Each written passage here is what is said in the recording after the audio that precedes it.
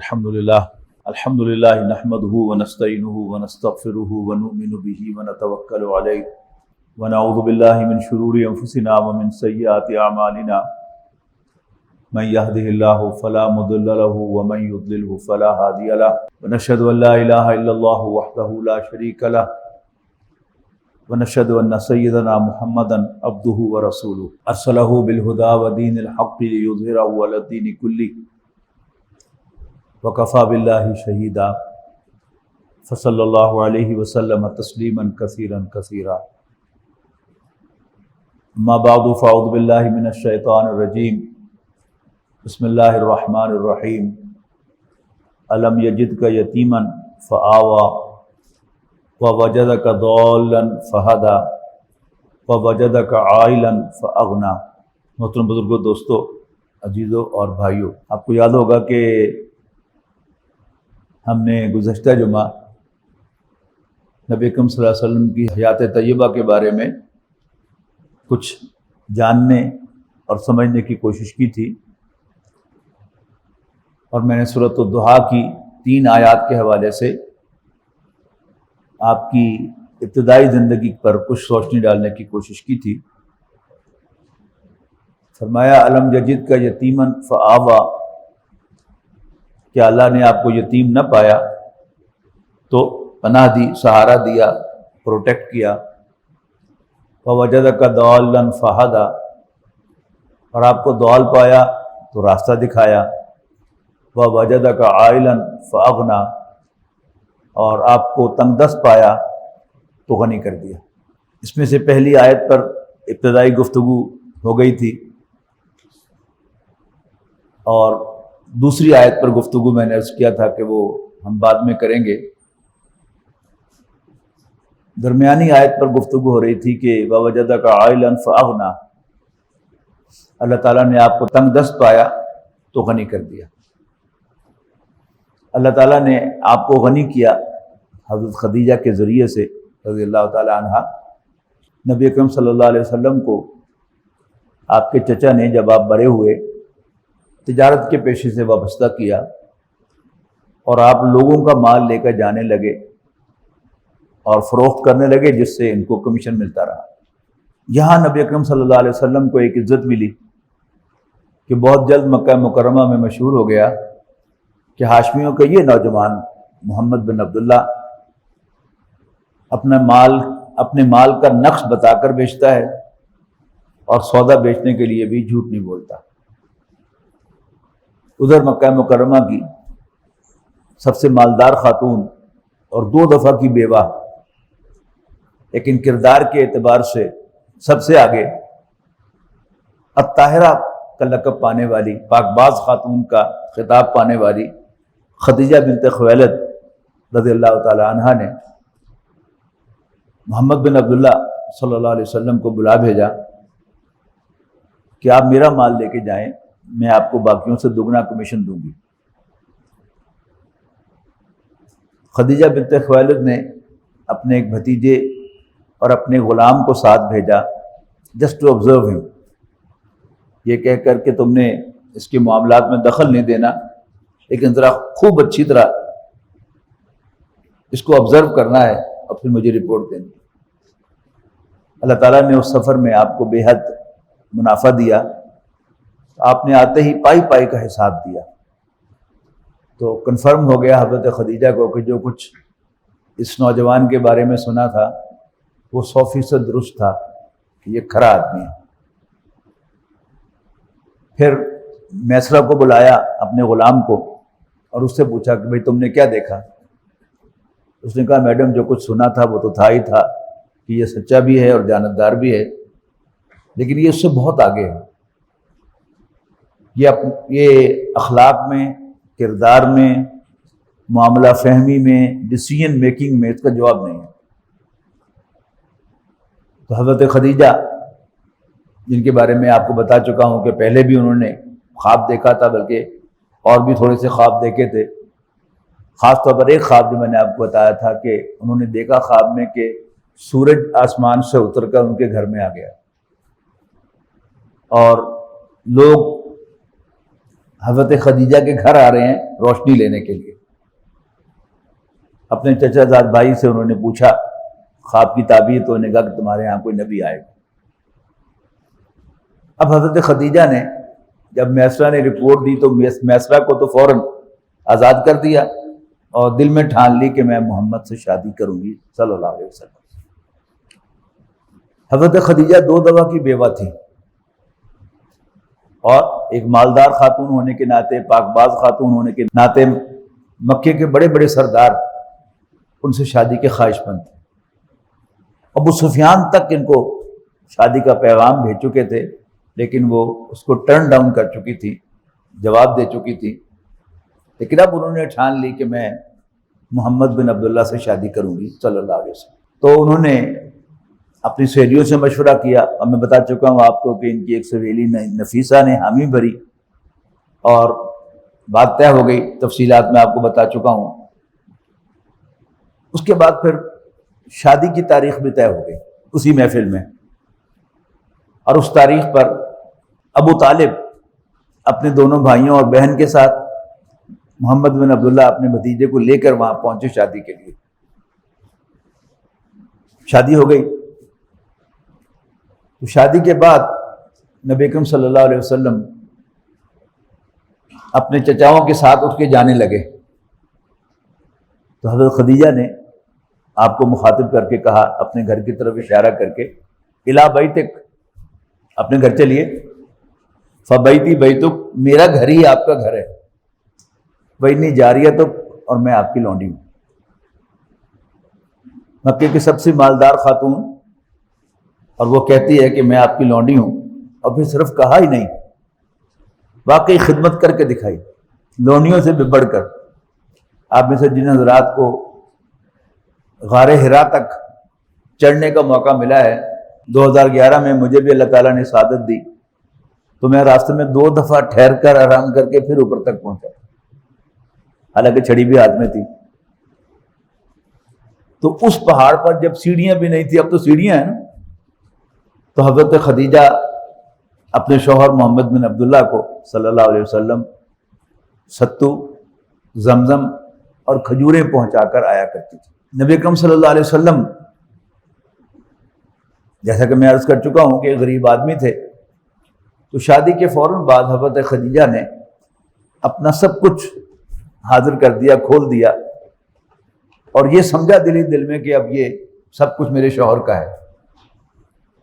لیکن شاید وہ بھول گئیں کہ میرا شوہر تو دیانتدار آدمی ہے، یہ میری اجازت سے برتے گا سامان کو، اس کو اپنا نہیں سمجھے گا. لیکن یہ راز بھی اللہ نے کھول دیا. ایک دن ان کے شوہر محمد بن عبداللہ صلی اللہ علیہ وسلم کچھ پریشان سے گھر تشریف لائے. خدیجہ بنت خویلد نے پوچھا کہ آپ پریشان کیوں ہیں؟ آپ کچھ پریشان دکھائی دے رہے ہیں. تو آپ نے فرمایا کہ میں باہر گھوم رہا تھا، میں نے ایک قافلہ دیکھا، بڑا قسمہ پرسی کا عالم تھا، بچے بھوک سے بلک رہے تھے، میں سوچ رہا تھا کہ میرے پاس بھی کچھ سرمایہ ہوتا تو میں ان کی مدد کرتا. اس موقع پر حضرت خدیجہ کو سٹرائک ہوا کہ ہو، میرا شوہر تو دیانتدار آدمی ہے اور یہ میرے مال کو اپنا نہیں سمجھتا. لہذا خدیجہ بنت خویلد نے مکے کے سرداروں کو گھر بلایا اور ان سے کہا کہ تم سب گواہ رہو کہ میں نے اپنا سارا مال اپنے شوہر محمد بن عبداللہ کو ہبہ کر دیا. یوں نبی اکرم صلی اللہ علیہ وسلم مصداق بنے اس آیت کا کہ وَوَجَدَكَ عَائِلًا فَأَغْنَا، اللہ تعالیٰ نے آپ کو تنگ دست پایا تو غنی کر دیا. اب آتے ہیں تیسری جو درمیانی آیت ہے، وَوَجَدَكَ ضَالًّا فَهَدَى. دول جو ہے یہ دولین کا واحد ہے. سورہ فاتحہ میں ہم پڑھتے ہیں نا، آخری اس کے الفاظ ہیں وَلَضَّالِّينَ، اس کا واحد ہے دولن یا دولہ. اس لفظ کے جو مفہوم ہے اس کا وہ کیا ہے کہ جب تک کسی شخص کو اپنی منزل تک صحیح ڈائریکشن نہ ملے تو وہ دول کہلائے گا. مثلا کوئی شخص قرآن اکیڈمی آنا چاہتا ہے اور سوسا روڈ سے آیا اور ایمان چوک مس کر گیا تو آگے پھر 8 چک روڈ پہ چلا جائے گا، وہاں سے پھر پوچھے گا، اسے کو بتائے گا کہ نہیں پیچھے جانا ہے، اور پھر وہ ڈیفینس کی طرف اس کی طرف گارڈن بلاک کی طرف مڑ جائے یا پھر کسی اور راستے پر نکل جائے، جب تک اس کو صحیح ڈائریکشن قرآن اکیڈمی کی نہیں ملے گی تو اس پر ضال کا اطلاق ہوگا، اور جب اسے صحیح راستہ معلوم ہو جائے گا تو اسے مہتدی کہیں گے، ہدایت پا لینے والا۔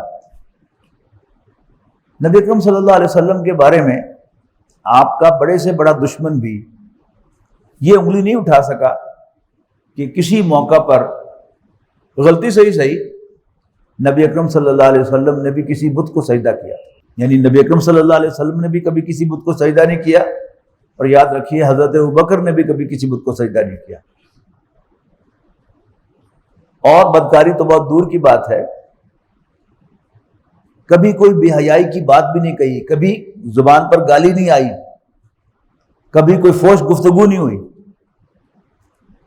تو ہمارا جو عام معیار ہے گمراہی کا، اس کے اعتبار سے تو نبی اکرم صلی اللہ علیہ وسلم اول روز سے ہدایت پر تھے۔ تو پھر قرآن مجید نے یہ لفظ استعمال کیا ہے، تو اس کے معنی کیا ہیں، اس پر تھوڑا سا غور کریں گے تو آپ کی سمجھ میں آئے گا کہ جہاں تک اللہ تعالیٰ کے ساتھ تعلق کا معاملہ ہے تو نبی اکرم صلی اللہ علیہ وسلم اول روز سے کلیئر تھے کہ میرا الہ، میری عبادت کے لائق صرف ایک ذات ہے، وہ اللہ کی ذات ہے، اور نیکی آپ کی فطرت کے اندر تھی موجود، وہ ہر چیز کی فطرت میں ہوتی ہے تو وہ اس سے ڈیویٹ کرتا ہے، لیکن نبی اکرم صلی اللہ علیہ وسلم اس فطرت پر تھے، اور آپ نے نہ کبھی جھوٹ بولا، نہ کبھی چیٹ کیا، نہ کبھی کوئی بے حیائی کی بات زبان پر لائے، نہ بے حیائی کی طرف کبھی مائل ہوئے۔ یہاں تک کہ 2 واقعات ملتے ہیں کہ نبی اکرم صلی اللہ علیہ وسلم دوستوں کے ساتھ کسی میلے پہ جانے لگے، ان کے ساتھ گئے، راستے میں کسی جگہ پر قیام کیا، جیسے دور سے لمبا سفر ہو تو راستے میں کہیں بیٹھ کر کھانا وانا کھایا جاتا ہے، کوئی پکنک ہو، کوئی اس طرح کی چیز ہو، جب کچھ نوجوان بالخصوص جا رہے ہوں تو کھانا پینا بھی چلتا رہتا ہے۔ اس کھانے پینے کے بعد آپ کو نیند آ گئی اور آپ وہیں پر سو گئے۔ تو جب انسان والدین کے ساتھ ہوتا ہے تو والدین تو اپنے سارے فیملی ممبرز کو گن کر آگے چلتے ہیں، کیونکہ لڑکے تھے، نوجوان تھے، کسی نے پرواہ ہی نہیں کی، ہو محمد تمہارے ساتھ ہے ہی نہیں، آپ وہیں پر سوئے رہ گئے اور وہ میلے پر چلے گئے۔ تو اللہ تعالیٰ نے آپ کو اس میلے میں شرکت سے بھی بچایا ہے۔ کیوں؟ میلوں میں کیا ہوتا ہے، بہرحال فحاشی، عریانی وہ ہوتی ہے، یعنی آج بھی جو میلے لگتے ہیں، خواہ وہ مزاروں کے اوپر لگنے والے میلے ہوں تو ان پر وہ تھیٹرز جو ہوتے ہیں اور وہ جو سرکسیں ہوتی ہیں، ان کے باہر وہی ناچنے والی لڑکیاں، خواہ وہ خواجہ سرائی کیوں نہ ہو، لیکن بہرحال اس میں عریانی کا رنگ تو ہوتا ہے۔ تو نبی اکرم صلی اللہ علیہ وسلم کی اللہ تعالیٰ نے حفاظت فرمائی اور آپ کو اس سے بھی محفوظ رکھا۔ اچھا، اب پھر دوال کیا معنی ہے اس کے؟ کون سی منزل تھی، کون سی منزل تھی جس کی راہ آپ کو نہیں مل رہی تھی؟ آپ وہ 40 سالہ زندگی پر غور کریں تو ایک معاملہ ایسا ہے کہ جس میں آپ کبھی ادھر جاتے ہیں، کبھی ادھر جاتے ہیں۔ جیسے میں نے کہا کہ پہلے غلطی سے 8 چک روڈ پہ چلا گیا، پھر گارڈن بلاک کی طرف مڑ گیا، اور پھر جو ہے وہ پھر کہیں سوسا گاؤں کے اندر گم ہو گیا۔ تو ایک چیز ایسی ہے جس میں نبی اکرم صلی اللہ علیہ وسلم کبھی ادھر جاتے ہیں، کبھی ادھر جاتے ہیں، وہ کیا ہے؟ وہ انسانی خدمت ہے۔ یعنی اللہ تعالیٰ کے ساتھ آپ کا تعلق بہت کلیئر تھا، اس میں آپ کو کلیئرٹی تھی، اللہ کے سوا کوئی عبادت کے لائق نہیں، اور نیکی اور بدی کا شعور جو اللہ تعالیٰ نے انسان کی فطرت میں رکھا ہے، آپ پوری طرح اس کی روشنی میں چل رہے تھے اور کہیں کوئی ڈیویشن نہیں تھی۔ لیکن جہاں تک اپنے فیلو ہیومن بینگز کے ساتھ، دوسرے انسانوں کے ساتھ تعلق کا معاملہ ہے تو ایسا معلوم ہوتا ہے، آپ سارے ان واقعات کو اکٹھا کریں گے تو ایسا معلوم ہوگا کہ he wanted to serve mankind but he was not able to، کہ آپ انسان کی خدمت کرنا چاہتے تھے لیکن کر نہیں پا رہے تھے۔ آپ ذرا ٹریس کیجئے کہ نبی اکرم صلی اللہ علیہ وسلم نے انسانی خدمت کی کیا کیا اٹیمپٹس کیے ہیں۔ سب سے پہلی اٹیمپٹ کیا ہے کہ جب نبی اکرم صلی اللہ علیہ وسلم بھیڑ بکریاں چرایا کرتے تھے بڑے معمولی معاوضے پر، تو کتنے پیسے آپ کو ملتے ہوں گے پتہ نہیں، اسے 2 وقت کی روٹی بھی کیسے کھاتے ہوں گے. تو کچھ ایسی بچت کے جس سے وہ کچھ لوگوں کی مالی مدد کر سکتے، اس کا تو کوئی سوال نہیں تھا. لیکن ایک جذبہ تھا نبی اکرم صلی اللہ علیہ وسلم کے دل میں کہ انسانوں کی خدمت ہونی چاہیے، لہذا 2 ایسے کاموں کا آپ نے انتخاب فرمایا کہ جس میں پیسہ نہیں لگتا لیکن خدمت ہوتی ہے. سیرت کی کتابوں میں وہ 2 کام ملتے ہیں، یتیموں کی سرپرستی اور بیواؤں کی خبر گیری. یتیموں کی سرپرستی کیا ہے؟ یتیم کی اصل ضرورت پیسہ نہیں ہوتی. یتیم کی اصل ضرورت یہ ہوتی ہے کہ کوئی اس کو ایسے گلے لگائے کہ اگر اس کا باپ زندہ ہوتا تو اس کو گلے لگاتا اور چومتا. ایسا ضرورت نہیں ہوتی.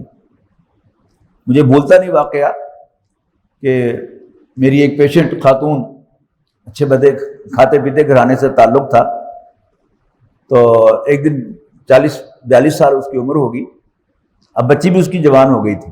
اب بلکہ اس دن مجھ سے مشورہ کر رہی تھی، ڈاکٹر صاحب دعا کریں، ایک رشتہ آیا ہے میری بیٹی کا، وہ بھی میری پیشنٹ تھی، تو دعا کریں کہ بیل منڈے چڑھ جائے، اللہ خیر کرے. تو مجھے یعنی میری کرسی پر وہ جو ہمارا ڈینٹل یونٹ ہوتا ہے اس پر بیٹھے ہوئے کہتی ہے کہ ڈاکٹر صاحب میرے دانت خراب کیوں ہیں؟ میں آپ نے برش کرنا بتایا، میں برش بھی کرتی ہوں، آپ کو چیک اپ بھی کراتی رہتی ہوں، جو بھی آپ ٹریٹمنٹ کہتے ہیں وہ بھی کراتی رہتی ہوں، میرے دانت خراب کیوں ہیں؟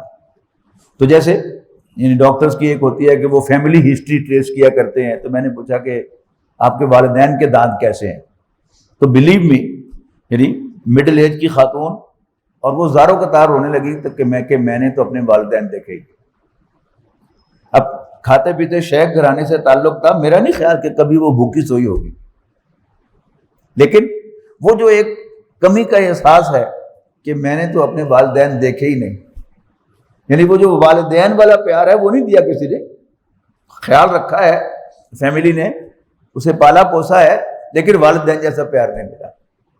اب کوئی شخص اگر کسی یتیم بچے کو گلے لگائے، اس کے ساتھ بیٹھے، اس کے ساتھ کھیلے، اس کو کمپنی دے، اس کی سرپرستی کرے، اس میں پیسہ کوئی نہیں لگتا.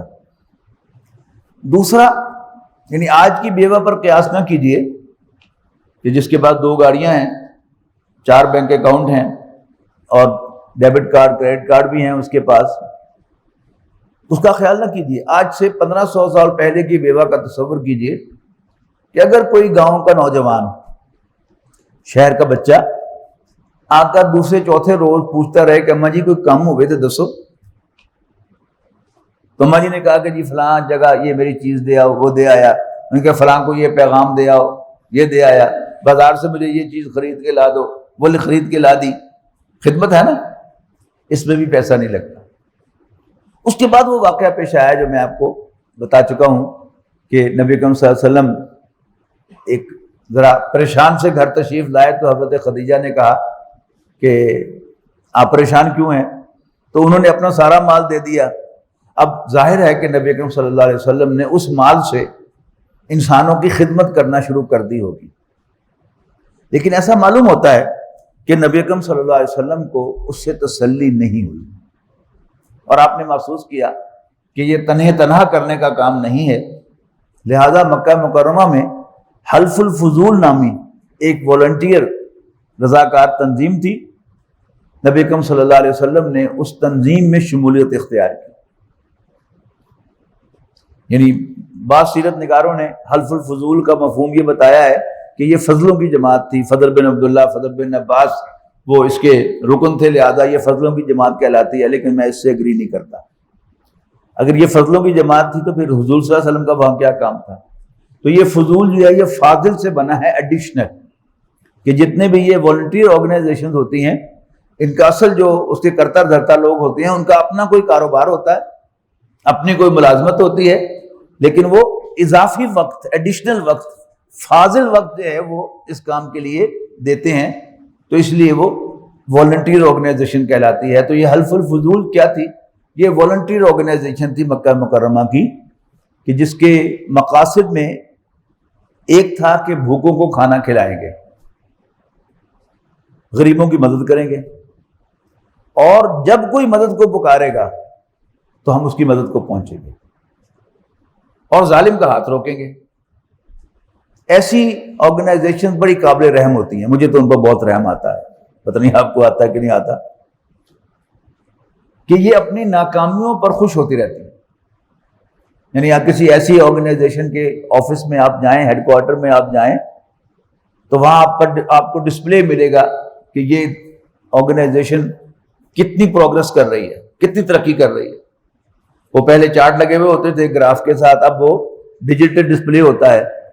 حاصل کیا ہوتا ہے اس کا کہ جی ہماری آرگنائزیشن سن 2000 میں بنی، سال 2000 میں ہم نے 200 بھوکوں کو کھانا کھلایا، اگلے سال ہم نے 500 کو کھلایا، پھر 1000 کو کھلایا، اور اب ہم ہزاروں کو کھانا کھلاتے ہیں ہر سال۔ اور یہ کوئی بڑی فگر نہیں ہے، یعنی خود ہمارے اس فیصل آباد شہر میں پاکستان کی 2 بڑی تنظیمیں جو ہیں وہ کام کر رہی ہیں، اور آپ جا بجا ان کے سٹالز دیکھتے ہیں، اسٹیشن پہ جائیں، آپ ملت چوک پہ جائیں، آپ سوسا روڈ پہ آئیں، تو آپ کو ان کے وہ ملیں گے لنگر، جہاں آپ کو لوگ کھانا کھاتے ہوئے نظر آتے ہیں۔ شاید فیصل آباد میں ہی ہزاروں لوگ کھانا کھا لیتے ہوں گے ایک دن میں، سال تو بڑی دور کی بات ہے، تو یہ لاکھوں کو کھانا کھلاتے ہیں ایک ایک دن میں۔ تو سوال یہ ہے کہ کیا اس سے بھوک ختم ہو گئی ہو؟ پھر بہت سے لوگ جو ہیں وہ مل مالکان اپنے مزدوروں کو DNS الاؤنس دیتے ہیں، مہنگائی الاؤنس دیتے ہیں، تو کیا اس سے مہنگائی ختم ہو جاتی ہے؟ تو ان چیزوں سے مقاصد حاصل نہیں ہوتے، کام ہوتا ہے اور بڑے خلوص سے لوگ کرتے ہیں۔ اب ایک عام آدمی جو ایک ایوریج ذہن کا ہے میرے جیسا، وہ بڑا امپریس ہوگا کہ میرا بھی حصہ ڈال دو، لیکن ذہین آدمی، اور نبی اکرم صلی اللہ علیہ وسلم بلا شبہ نوع انسانی کے ذہین ترین فرد تھے، اس میں کوئی شک نہیں ہے، لہذا آپ بڑی جلدی اس کنکلوژن پہ پہنچ گئے کہ ہم کوئی کچھ گین نہیں کر رہے، کچھ حاصل نہیں کر رہے، ہم تو لوز کر رہے ہیں۔ یہ جو فگر ہے کہ پہلے سال 200 کو کھلایا، پھر 500 کو کھلایا، اب اس پر غور کریں، اس کا ایک مطلب یہ بھی تو ہے نا کہ پہلے سال ہماری کمیونٹی میں 200 بھوکے تھے، اگلے سال 500 ہو گئے، پھر 1000 ہو گئے، اور پھر ہزاروں میں، لاکھوں میں پہنچ گئے۔ اسی طرح ظالم کا ہاتھ روکیں گے۔ یہ بھی کیا ہے، ایک غلط فہمی پائی جاتی ہے کہ اگر کچھ ظالموں کو مار دیا جائے تو ظلم ختم ہو جاتا ہے۔ وہ جب مارشل لا آتا ہے نا ہمارے ملک میں، اور مارشل لا ایڈمنسٹریٹرز جو ہیں وہ سزائیں دیتے ہیں، تو ہماری زبانوں پر بھی آتا ہے کہ 2-4 سیاستدانوں نے لٹکا دے ہوئے نا مارشل لا، تو شاید سکون ہو جائے۔ ایسا ہوتا کبھی نہیں۔ عام یہ خیال، جب ایران میں خمینی صاحب ان پار آئے تھے تو کئی زبانوں سے میرے کانوں نے سنی یہ بات کہ ایک خمینی پاکستان چ بھی آ جاوے نا 2-4 گاٹے لا دے تو اتنے بھی سکون ہو جائے۔ یہ بہت بڑی غلط فہمی ہے۔ ظالموں کو مارنے سے ظلم ختم نہیں ہوتا۔ آپ 2 کو ماریں گے 4 پیدا ہوں گے، 4 کو ماریں گے 10 پیدا ہوں گے، 10 کو ماریں گے 50 پیدا ہوں گے، ظلم نہیں ختم ہوتا اس سے۔ ایک انسان کی غلط فہمی ہے۔ میں یہ سمجھتا ہوں کہ نبی اکرم صلی اللہ علیہ وسلم کا غار حرا میں جا کر 7 ہفتے تک قیام کرنا، یہ اسی بنیاد پر تھا۔ جب بھی ہم انالائز کریں چیزوں کو کہ ہمیں بڑا ریئلسٹک ہونا چاہیے، تب جا کے انالیسس صحیح ہوتا ہے اور بات سمجھ میں آتی ہے۔ اگر کوئی شخص ستایا ہوا ہو، مثلا گھر میں اس کی بیوی اس کا کہنا نہیں مانتی، بچے جو ہیں وہ اس کی بات نہیں سنتے، اور وہ مسجد میں آ کر اذانیں دینی شروع کر دے، فجر سے بھی آدھا گھنٹہ پہلے مسجد پہنچ جائے، اذان فجر کی دے، اور نماز جو ہے وہ ظہر کی 1:30 بجے ہونی ہے اور وہ 1 بجے سے پہلے مسجد میں پہنچ جائے، گھر میں جو اس کو دل نہیں لگتا، اذانیں دے رہا ہے تو سمجھ میں آتی ہے بات۔ لیکن کبھی آپ غور کریں کہ جس گھر میں خدیجہ جیسی بیوی ہو رضی اللہ تعالی عنہا، اس گھر میں کسی کا دل کیوں چاٹ ہوگا؟ تبھی ہوگا if he has a serious problem۔ اور وہ سیریس پرابلم سمجھ میں آ رہی ہے کہ میں نے پہلے بغیر پیسے کی خدمت کی، کچھ کر نہیں سکا، خدیجہ نے مال دے دیا اس سے کی، کچھ کر نہیں سکا، میں نے سمجھا کہ یہ تنے تنا کرنے کا کام نہیں۔ پھر میں نے حلف الفضول جوائن کی، وہاں بھی معلوم ہوا کہ نہیں، یہ تو دھوکہ ہے، ایلوژن ہے، خود اپنے آپ کو دھوکے میں مبتلا کرنا ہے۔ یا اللہ مجھے راستہ بتا کہ میں تیرے بندوں کی خدمت کیسے کروں، میں بھوک کیسے ختم کروں، میں غربت کو کیسے ختم کروں، میں ظلم کو کیسے ختم کروں۔ یہ غور و فکر جو الفاظ ہیں بخاری شریف کے، اس کو سنیں اگر آپ، کہ فلما بلغ 40 سنۃ، جب نبی اکرم صلی اللہ علیہ وسلم کی عمر 40 سال کے قریب ہوئی، کان حبب الیہ الخلاء، تو آپ کو خلوت بہت پسند آنے لگی۔ خلوت کا کیا مطلب ہوتا ہے؟ اکلم کلیاں ہو کے بیٹھنا، نہ کسی سے بات کرنے کو جی چاہے، نہ کسی سے گھلنے ملنے کو جی چاہے، خلوت۔ وَكَانَ يَخْلُو إِلَىٰ غَارِ الْحِرَاء، اور آپ غار حرا میں جا کر خلوت گزین ہو جاتے، اور 7 ہفتے تک آپ نے قیام کیا ہے وہاں پر، 1 مہینے سے بھی 2 مہینے سے قریب آپ نے قیام کیا ہے، اور آگے الفاظ ہے وَيَتَحَنَّسُ فِيهِ، آپ اس میں عبادت فرماتے ہیں۔ اب حدیث کی تشریح لکھنے والوں کے سامنے ایک بڑا سوال آ گیا کہ ابھی قرآن مجید نازل نہیں ہوا تھا، نماز آئی نہیں تھی، تو آپ 7 ہفتے کیا کون سی عبادت کرتے رہتے تھے؟ پھر انہوں نے اس کا جو جواب لکھا وہ کیا تھا کہ کانا صفت و تعبدہ فی غار الحراء التفکر والاعتبار، کہ غار حرا میں عبادت کی نوعیت غور و فکر تھا۔ اب اگلا سوال کہ پھر کس چیز پر غور و فکر؟ بہت سے لوگوں نے کہا کہ اس کائنات پر غور و فکر کس نے بنایا اس کائنات کو، کیوں بنایا اس کائنات کو؟ یہ ایک غلط فہمی کی بنیاد پر ہے۔ وہ غلط فہمی عام طور پر ہمارے دلوں میں پائی جاتی ہے، ہمارے ذہنوں میں پائی جاتی ہے کہ شاید مکے کے لوگ اللہ تعالیٰ کو جانتے ہی نہیں تھے، قرآن مجید نے آ کر اللہ تعالیٰ کا تعارف کروایا۔ بات درست نہیں ہے۔ قرآن مجید ہمارے اس خیال کو سپورٹ نہیں کرتا۔ قرآن مجید میں ایک آیت کئی مرتبہ آئی ہے، لَإِن سَأَلْتَهُم مَّنْ خَلَقَ السَّمَاوَاتِ وَالْأَرْضَ لَيَقُولُنَّ اللَّهُ، اے نبی یقیناً اگر تم ان سے پوچھو بتاؤ بھلا آسمانوں اور زمین یعنی اس کائنات کو کس نے پیدا کیا، تو لازماً کہیں گے اللہ تعالیٰ ہی نے پیدا کیا۔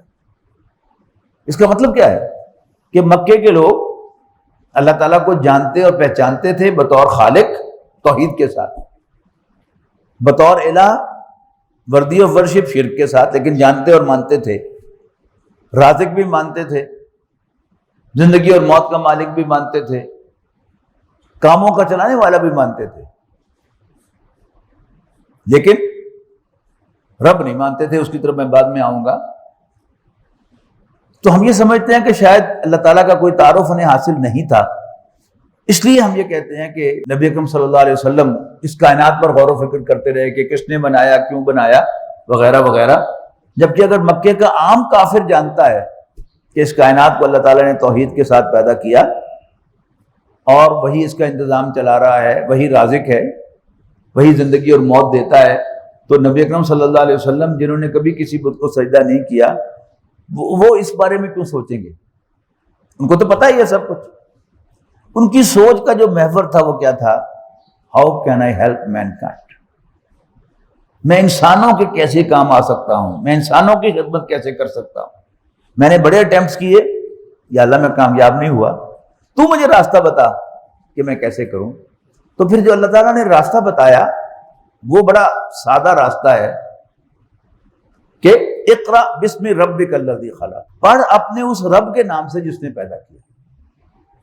لفظ اللہ عربی زبان کا لفظ ہے اور اللہ تعالیٰ ہی کے لیے بنا ہے، اور غیر اللہ کے لیے یہ نہیں بولا جا سکتا۔ جیسے انگریزی کا لفظ کیپٹل جی والا گاڈ جو ہے وہ صرف اللہ کے لیے ہے، اس کے ساتھ نہ دی لگتا ہے نہ اے لگتا ہے، وہ وحدہ لا شریک ہے۔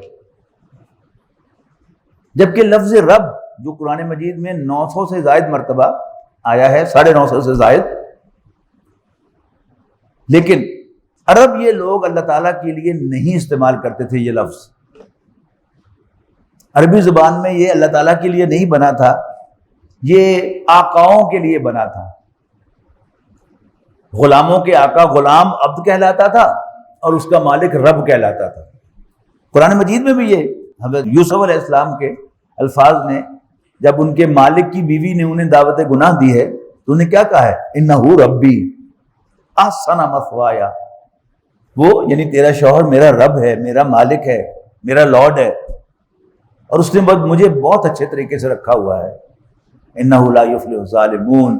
اگر میں تمہارے ساتھ جو تم چاہتی ہو کروں تو یہ آن مائی پارٹ یہ بہت بڑی زیادتی ہوگی، نا انصافی ہوگی کہ جو مالک میرا اتنا خیال رکھ رہا ہے میں اس کے ساتھ چیٹ کروں. نہیں، انہ لا یفلح الظالمون. ظالم فلاح نہیں پایا کرتے. تو عبد کا لفظ تھا غلام کے لیے اور رب کا لفظ تھا آقا کے لیے. عربی میں آپ نے کہنا ہو کہ امیہ بن خلف حضرت بلال کا آقا تھا، آپ کے لیے اور کوئی لفظ نہیں سوائے رب کے آپ کے پاس. آپ کہیں گے کانا امیہ رب بلال رضی اللہ عنہ. امیہ حضرت بلال کا رب تھا. اب قرآن مجید نے کیا کیا؟ اس پہلی آیت پر غور کیجئے. اقرا بسم ربک الذی خلق. یعنی یہ بات ذہن میں رکھ کر کہ اہل عرب اللہ تعالیٰ کو خالق کائنات مانتے تھے. اب پڑھیے گا تو اس کا صاف مطلب کیا ہے کہ اللہ تعالیٰ اپنے آپ کو بطور رب متعارف کروا رہا ہے. میں تمہارا رب ہوں، میں تمہارا آقا ہوں. اور یہ 9/11 کے بعد ایک لفظ آپ مسلسل سنتے رہے ہیں، انتہا پسندی. یہ انتہا پسندی کیا ہے؟ سیکولر ورلڈ الاؤ کرتا ہے مسلمانوں کو کہ وہ اللہ کو خالق مانے. سیکولر ورلڈ الاؤ کرتا ہے کہ تم اسے الہ مان لو، وردی آف ورشپ مان لو، عبادت کے لائق مان لو. لیکن اگر آپ انسسٹ کریں گے کہ میں تو اس کو رب مانوں گا تو پھر کیا ہے؟ آپ ایکسٹریمسٹ ہیں. Don't go to the extreme. Marginally مانو اللہ کو. کیوں؟ فرق کیا ہے؟ یہ بلڈنگ جو ہے یہ گورنمنٹ کے کاغذات میں انجم الخدام القرآن کی کسٹڈی میں ہے، وقف ہے انجم الخدام القرآن کے نام. اس کا سارا انتظام انجم الخدام القرآن فیصل آباد چلا رہی ہے. اس کا نقشہ انجم الخدام القرآن فیصل آباد نے بنایا. اس مسجد کو تعمیر کرنے کا فیصلہ انجم الخدام القرآن فیصل آباد کی مجلس منظمہ نے کیا. اس کا کیسا ہونا چاہیے، کیا کیا فیسلٹیز اس میں ہونی چاہیے، یہ سب فیصلے کس کے تھے؟ انجم الخدام القرآن فیصل آباد کے تھے. لیکن یہ بنائی کس نے؟ کسی ٹھیکیدار کے تحت جو معمار، جو میسنز کام کرنے والے تھے، انہوں نے یہ پلر کھڑے کیے، انہوں نے دیواریں بنائیں، انہوں نے یہ اوپر لینٹر ڈالا، انہوں نے بیسمنٹ بنائی. جب ان کو پیمنٹ کر کے ٹھیکیدار نے اور ٹھیکیدار کو پیمنٹ کر کے انجمن نے فارغ کر دیا، اب ان کا کوئی تعلق، نہ آرکیٹیکٹ کا کوئی تعلق اس کے ساتھ ہے، نہ بلڈر کا کوئی تعلق اس کے ساتھ ہے، اور نہ کسی اور کا تعلق اس کے ساتھ ہے. یہ تعلق ایکسکلوسیولی کس کا ہے؟ وہ مالک کا ہے. آپ کا گھر ہے، آپ کے پاس ایک قطعہ زمین ہے، آپ اس کے لینڈ لارڈ ہیں. آپ کو اختیار ہے کہ ایسے چھوڑ دیں، آپ کو اختیار ہے کہ گھاس لگا دیں، آپ کو اختیار ہے کہ اس میں کوئی باغ لگا دیں، آپ کو اختیار ہے کہ اس میں کوئی فصل بیج دیں، آپ کو اختیار ہے کہ اس پر ٹینس کورٹ بنا لیں. یہ سب اختیار آپ کے ہیں، اس لیے کہ لینڈ لارڈ آپ ہیں. آپ فیصلہ کرتے ہیں کہ اس پر کوئی بلڈنگ بنانی ہے. کیسی بلڈنگ بنانی ہے؟ آپ نقشہ خود تیار کریں یا کسی آرکیٹیکٹ سے بنوائیں، پھر خود تعمیر کریں یا کسی کو ٹھیکے پر دیں. یہ سب آپ کے اختیارات ہیں. اور جب چاہیں اس بلڈنگ کو آپ ڈیمولش کر کے کوئی نئی بلڈنگ بنانا چاہیں یا کوئی نیا کام کرنا چاہیں، یہ سارے اختیارات مالک کے ہوتے ہیں، خالق کے پاس کچھ نہیں ہوتا. تو یہ بڑا ایک کلیور موو ہے. اور ہمارے نوجوان ماشاءاللہ بہت سارے بڑے جذبے کے ساتھ دعویٰ ورک کر رہے ہیں انٹرنیٹ پر. آپ اگر اس کو پڑھیں گے تو سارے کا حاصل کیا ہوگا کہ اللہ تعالیٰ کو خالق ثابت کر رہے ہیں، اور ہمارا دشمن خوش ہے کہ ارے لگے. جبکہ اصل جو ہے اللہ تعالیٰ کا قرآنی تعارف کیا ہے؟ وہ کیا ہے کہ وہ جسے تم خالق مانتے ہو وہی تمہارا آقا ہے. اب آقا ہے تو ہی کین ڈکٹیٹ. آقا ہے تو اس کے لیے جان دی جائے گی، اور اسی کا انہیں خطرہ ہے کہ اس کو مالک مانیں گے تو اس کے لیے جیئیں گے اور مریں گے، اس کے لیے ہر کام کریں گے، اس کے حکم میں جو ہوگا حکم وہ کریں گے. تو وہ ان سے سنبھالا نہیں جاتا، ایکسٹریمسٹ ان سے سنبھالے نہیں جاتے. لیکن جو صرف خالق ماننے والے یا الہ ماننے والے مسلمان ہیں، اس کو ویسٹ بڑی آسانی سے وہ ٹیکل کر لیتا ہے، ان کو استعمال کر لیتا ہے اپنی مرضی کے مطابق، لیکن جو اس کو اپنا رب مانتا ہے وہ اس کے قابو میں نہیں آتا۔ تو یہ نبی اکرم صلی اللہ علیہ وسلم کو بتایا گیا۔ پھر اسی میں بات چلی ہے تو ایک بات اور وضاحت کر دوں کہ کہا گیا کہ اقرأ بسم ربک الذی خلق، خلق الانسان من علق، جس نے انسان کو جمع و خون سے پیدا کیا۔ یہ کون سی نئی بات ہے؟ ایک ان پڑھ خاتون جس نے کبھی اسکول کا منہ نہیں دیکھا، وہ انڈا توڑتی ہے تو اندر ایک سرخ لائن نظر آتی ہے، فوراً پھینک دیتی ہے، اس کو پتا ہے کہ اب بچہ بننا شروع ہو گیا۔ جب ایبورشنز ہوتی ہیں، خواہ وہ جانوروں کی ہوں یا خواتین کی ہوں، تو کیا نکلتا ہے؟ بالکل ارلی ایبورشن ہوگا تو خون نکلے گا، تھوڑی سی لیٹ ہو جائے گی تو خون کے لوتھڑے نکلیں گے، جمع ہوا خون نکلے گا۔ تو عرب بھیڑ بکریاں بھی پالتے تھے، اونٹنیاں بھی پالتے تھے، اور ان کی ایبورشنز بھی ہوتی تھی۔ کیا ان کو نہیں پتا تھا کہ جمع ہوئے خون سے بنتا ہے بچہ؟ کون سی نئی بات تھی؟ لیکن اس پر پھر ہم نے ردے چڑھانے شروع کر دیے کہ وہ ریسرچ کے کہ جمع ہوئے خون سے قرآن نے پتہ نہیں کیا کمال کر دیا، ایک فرسٹ ٹائم جو ہے وہ خبر دے دی کہ انسان کو جمع ہوئے خون سے پیدا کیا ہے۔ یہ سب کیا ہے؟ اس اصل فوکس سے نظر ہٹانی ہے کہ اللہ تمہارا رب ہے، اللہ تمہارا مالک ہے۔ جبکہ جو پہلی انٹروڈکشن تھی قرآن مجید میں، پہلا انٹروڈکشن تھا اللہ تعالیٰ کا کہ وہ اللہ جسے تم خالق مانتے ہو وہی تمہارا آقا ہے۔ اقرأ بسم ربک الذی خلق، خلق الانسان من علق، اقرأ وربک الاکرم الذی علم بالقلم، علم الانسان ما لم یعلم۔ اس کے بعد کی جو 3 آیات ہیں ان کو پہلی وحی میں شامل نہیں کیا جاتا، حالانکہ نبی اکرم صلی اللہ علیہ وسلم کے سارے خطبات جو ہیں ان میں آخرت کا ذکر ہے، اور زیادہ ذکر ہی آخرت کا ہے۔ یہ 3 آیات کیا ہیں؟ کلا ان الانسان لیطغی، نہیں، انسان سرکش ہو ہی جاتا ہے، الرآہ استغنی، جب وہ اپنے آپ کو بے پرواہ دیکھتا ہے کہ مجھے کوئی پوچھنے والا نہیں ہے۔ یہ بے پرواہی کیا ہے کہ ایک ہے فزیکل لاز، جب آپ فزیکل لاز کی خلاف ورزی کرتے ہیں تو آپ کو فوراً قیمت ادا کرنی پڑتی ہے۔ آپ نے گرم گرم دودھ یا کافی کا گھونٹ لے لیا، تالو جل گیا، اب مہینہ بھر جو ہے وہ اردو کا محاورہ ہے کہ دودھ کا جلا چھاچھ کو بھی، لسی کو بھی پھونک پھونک کے پیتا کہ گرم نہ ہوئے، ٹھیک ہے نا؟ اسی طرح آپ نے بسا ہوا کھانا کھا لیا، ہوٹلنگ کر رہے تھے، شوق تھا بڑا ہوٹلنگ کا، ہوٹل والے نے بسا ہوا کھانا جو ہے مسالے شسالے ڈال کے آپ کو کھلا دیا، ظاہر اندر کھانا بسا ہوا جائے گا تو وہ کام تو دکھائے گا۔ آدھی رات کو 1122 کو کال کرنا پڑا، پھر مہینہ بھر جو ہے آپ گھر کا تازہ پکا ہوا کھانا بھی سونگ کے کھائیں گے کہ خراب تو نہیں۔ لیکن اس کے مقابلے میں آپ کسی کا مال ہڑپ کر جائیں، آپ کے پیٹ میں کوئی درد نہیں ہوگا۔ آپ جان بوجھ کر جھوٹ بولیں، آپ کے تالو زبان پر کوئی چھالا نہیں پڑے گا۔ یہ چیز انسان کو جری کر دیتی ہے، کوئی پوچھنے والا نہیں۔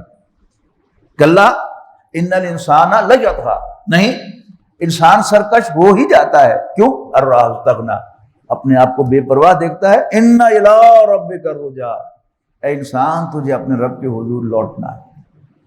تو نبی اکرم صلی اللہ علیہ وسلم کو یہ بتایا گیا کہ اگر آپ واقعی انسانوں کی خدمت کرنا چاہتے ہیں، ظلم ختم کرنا چاہتے ہیں اور بھوک مٹانا چاہتے ہیں، تو یہ غریبوں کی کوئی غریب پارٹی بنا کر یا انصاف پارٹی بنا کر، یہ جتنے بھی مخلص لوگ آئے ہیں، ایئر مارشل اصغر خان، آپ کو یاد ہے سب سے پہلے انہوں نے جسٹس پارٹی بنائی تھی، پھر بعد میں تحریک استقلال بنائی جب ایک دفعہ پارٹی ختم ہو گئی۔ اب عمران خان صاحب آئے ہیں، انہوں نے بھی تحریک انصاف بنائی ہے، لیکن آپ کو نظر آ رہا ہے کہ آپ وہ انصاف قائم کر سکیں گے؟ معلوم تو نہیں ہوتا۔ تو مخلص آدمی کوشش کرتا ہے لیکن ہی کی ناٹ گیٹ تھرو، کامیاب نہیں ہو سکتا۔ وہ کامیابی کا راستہ کیا ہے؟ گراس روٹ لیول سے نظریات کی بنیاد پر کوئی تحریک اٹھائی جائے۔ نبی اکرم صلی اللہ علیہ وسلم کی تحریک ان 3 نظریات کی بنیاد پر تھی۔ اللہ کو اپنا رب مانو، مجھے اللہ کا نمائندہ، اس کا رسول مانو، اور یہ یاد رکھو کہ یہ زندگی کل زندگی نہیں ہے۔ اب ان نظریات پر نبی اکرم صلی اللہ علیہ وسلم نے لوگوں کو اپنے گرد جمع کیا۔ جن لوگوں نے نبی اکرم صلی اللہ علیہ وسلم کو اللہ کا رسول مان لیا اور آپ کی ہر لائی ہوئی ہر بات کو تسلیم کر لیا، آپ نے انہیں گلے سے لگایا، انہوں نے مارے کھائیں، ان کو انسٹرکشن دی کہ بس مار کھاتے رہنا ہے، تم نے ہاتھ نہیں اٹھانا۔ یہ بڑی زبردست موو تھی کہ نان وائلنٹ رہنا جو ہے وہ کسی تحریک کو انیشلی پروان چڑھنے میں مدد ملتی ہے، مدد دیتا ہے، ورنہ وہ تحریک جو ہے بالکل ابتدا میں کچل دی جاتی ہے اگر وائلنٹ ہو جائے۔ تو اللہ تعالیٰ نے حضور صلی اللہ علیہ وسلم کو یہ ڈائریکشن دی کہ اگر تم واقعی کچھ کرنا چاہتے ہو تو پھر یہ کام کرو کہ ان 3 نظریات کی بنیاد پر ایک تحریک اٹھاؤ، نان وائلنٹ تحریک، مار کھائیں ہاتھ نہ اٹھائیں، زبان بھی نہ کھولیں، ان کو گالیاں دی جائیں تو بھی جواب میں گالی نہ دیں، انہیں برا بھلا کہا جائے تو بھی جواب میں برا بھلا نہ کہیں۔ اور یوں نبی اکرم صلی اللہ علیہ وسلم نے 13 سال مکہ مکرمہ میں گزار کر اس مٹھی بھر جماعت جو 100-150 سے زیادہ نہیں تھی، کم سے کم فگر 100 سے بھی کم ہے اور زیادہ سے زیادہ فگر 150 ہے، تو 150-200 بندوں کو لے کر آپ منتقل ہو گئے مدینہ منورہ۔ اس کے گرد ایک اور حلقہ بن گیا مہاجرین کا، السابقون الاولون من المہاجرین والانصار۔ تو یہ حلقہ بن گیا۔ اب اس طاقت سے نبی اکرم صلی اللہ علیہ وسلم نے کفر کو للکارا ہے۔ اس پر انشاءاللہ تفصیل سے گفتگو آنے والے جمعے کو کروں گا کہ آپ کی تحریک جو ہے وہ نظریات پر اٹھی۔ یہ نقطہ جو ہے یہ میں سمجھتا ہوں کہ آج آپ اچھی طرح سمجھ لیں کہ نبی اکرم صلی اللہ علیہ وسلم نے جو آپ کے مقاصد تھے، انسانی خدمت، اس کو بھی نہیں ہائی لائٹ کیا۔ آپ نے یہ بھی نہیں ہائی لائٹ کیا کہ میں ظلم کو ختم کر دوں گا، اور کون لوگ میرا ساتھ دیتے ہیں ظلم ختم کرنے کے لیے، یہ بات بھی درست نہیں ہے۔ آپ نے صرف 3 بنیادی نظریات کہ جو مکے کے بڑے سردار تھے وہ سمجھ گئے تھے پہلے روز سے کہ محمد کیا چاہ رہے ہیں صلی اللہ علیہ وسلم، لیکن عام جو پبلک تھی وہ اندر ہی اندر نبی اکرم صلی اللہ علیہ وسلم اور آپ کی جماعت کے لیے ایک ہمدردی رکھتی تھی کہ کی کہہ رہے تھا یہ کہہ رہا ہے نا کہ اللہ تعالیٰ رب ہے، اور اپنا دل بھی ان کا مانگ رہا تھا، ہاں واقعی اللہ ہمارا رب ہے، اور یہ بات کہہ رہے ہیں کہ مرنے کے بعد دوبارہ جی اٹھنا ہوگا، ہاں دل تو مانگتا ہے۔ وہ قرآن مجید جو دلائل دیتا ہے آخرت کے کہ کیا تم سمجھتے ہو کہ ہم نے تمہیں بیکار پیدا کیا ہے اور تم ہمارے ہاں لوٹائے نہیں جاؤ گے؟ نہیں، وتعالی اللہ الملک الحق، وہ بادشاہ حقیقی اللہ تعالیٰ اس سے بہت بلند تر ہے کہ وہ کوئی بیکار کام کرے، وہ بیکار کام نہیں کرتا، وہ تمہیں مرنے کے بعد دوبارہ زندہ کرے گا اور پورا حساب تم سے لے گا۔ 100 افراد کے قاتل کو اتنی لمبی زندگی دی جائے گی کہ وہ 100 دفعہ مارا جا سکے، اور مزید جو اس نے نقصان پہنچائے سوسائٹی کو، 100 عورتوں کو بیوہ کیا، 500 بچوں کو یتیم کیا، ان سب کا حساب اس سے لیا جائے گا، اس زندگی میں ممکن نہیں ہے۔ تو قرآن مجید نے دلائل دیے ہیں، اور یہ دلائل آہستہ آہستہ لوگوں کے دل میں گھر کر رہے تھے، لیکن کیوں؟ وہ تحریک وائلنٹ نہیں تھی۔ آپ تصور کیجئے اگر نبی اکرم صلی اللہ علیہ وسلم اس بنیاد پر کہ میں حق پر ہوں تو میں کیوں نہ لڑوں، اور وہاں آپ وائلنٹ ہو جاتے تو نبی اکرم صلی اللہ علیہ وسلم کی تحریک وہیں پر کچل دی جاتی۔ جواز میسر آتا کچلنے کے لیے۔ یہ دیکھیے آج کیا ہوا ہے، یہ 9/11 کا ڈرامہ امریکہ نے رچایا، امریکن گورنمنٹ نے، کیوں؟ اپنا پبلک اوپینین جو ہے اس کو ہموار کرنے کے لیے مسلمانوں کے خلاف، اس لیے کہ بہرحال امریکن سوسائٹی یا ویسٹرن سوسائٹی جو ہے وہ اس طرح کسی ملک پر بمباری کرنے اور ان کا کچھ عبور نکالنے کے لیے کبھی حق میں نہیں ہوتی تھی، ہونے والی نہیں تھی، لیکن اس کے لیے باقاعدہ ایک ڈرامہ رچایا گیا اور یہ بتایا گیا کہ کتنی بڑی بلڈنگ توڑ دی اور اتنے 1000 بندے جو ہیں ہمارے مار دیے، اور پھر اس کو ہائی لائٹ کیا گیا میڈیا کے ذریعے سے۔ وہ ساری تفصیل بھی آپ کو بہت ساری معلوم ہے، لیکن مقصد کیا تھا؟ پبلک اوپینین ہموار کرنا کہ افغانستان پر حملہ کیا جا سکتا۔ تو اگر نبی اکرم صلی اللہ علیہ وسلم اور صحابہ بھی وائلنٹ ہو جاتے تو وہ کرش کر دیے جاتے، لہٰذا اللہ تعالیٰ کی طرف سے ہدایت کی روشنی میں نبی اکرم صلی اللہ علیہ وسلم نے صحابہ کرام کو جواب میں ہاتھ بھی اٹھانے کی اجازت، مار کھاؤ ہاتھ بھی نہ اٹھاؤ، تشدد برداشت کرو زبان بھی نہ کھولو۔ یہ بڑی اہم بات ہے کسی بھی تحریک کے لیے۔ اللہ تعالیٰ سے دعا ہے کہ ہمیں اللہ تعالیٰ دین کو، نبی اکرم صلی اللہ علیہ وسلم کی سیرت کو سمجھنے کی توفیق عطا فرمائے اور اس کا اتباع کرنے کی۔ آخر دعوانا الحمدللہ رب العالمین۔